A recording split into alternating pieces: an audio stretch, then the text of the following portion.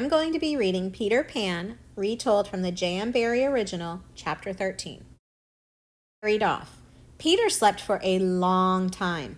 Finally, he was awakened by a soft rapping on the door of his tree. When he opened his eyes, it was still dark. He felt his sword. "Who is it?" he asked. There was no answer, only another knock. "I said, who is it?"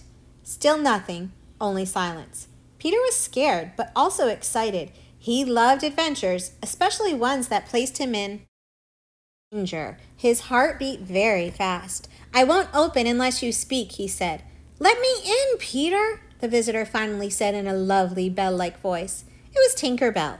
Peter quickly unlocked the door and she flew in, her face flushed and her pretty dress stained with mud.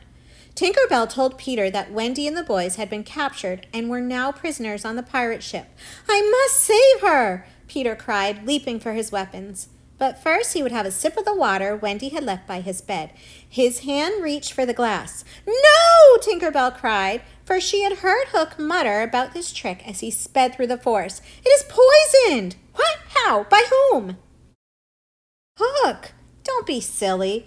How could Hook have gotten down here?" "I don't know, but he did." Peter Pan was stubborn and thirsty, so he raised his glass anyway. Tinker Bell flew quickly between his lips and the glass and took a sip of the water instead. "Hey, that's my water," Peter protested. Tinker Bell did not answer. She was already spinning dizzily in the air, poisoned. "Tink?" Peter asked, suddenly afraid. "You should have listened to me," Tinker Bell said weakly. "Oh, Tink, why did you risk your life to save me?" Peter asked. Her wings were weak, but she managed to land gracefully on Peter's shoulder and give his nose one last loving pinch. She whispered in his, "I love you, you silly donkey." Then she flew weakly back to her little cave and collapsed on her bed. Peter knelt near Tinker Bell's limp body in distress. His head filled almost the entire space of her room. Tink's light was growing darker. Peter knew she would die if it went out entirely. "Oh, Tink," he cried. "What can I do? I need you. Please don't leave me now. I think I could get well again if children believed in fairies," Tinker Bell gasped. But there were no children left in the cave. Peter stood up straight and screamed out to all of the children in the universe, to all who might be dreaming about Neverland, boys and girls in their pajamas, safe in their beds, maybe even you.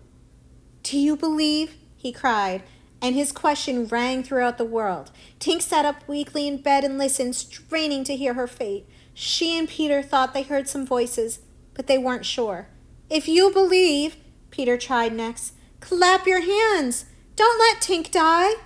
This time they heard their answer. Many children clapping. A few naughty, nasty children hissed, but mostly they clapped, until, that is, the clapping suddenly stopped, having been hushed by worried mothers who rushed into the bedrooms to find out what all the commotion was about. Nevertheless, that bit of clapping was enough. Tinker Bell was saved. Back to her old self, she didn't even think of thanking children who believed, although she did want revenge on the few who had hissed. "Now we must rescue Wendy," Peter vowed. Oh, if only some clapping could work that magic as well. Yes, we must always think of Wendy," Tinker Bell said glumly. It was a cloudy night, not good weather for flying, so Peter pressed forward on the ground in Indian fashion.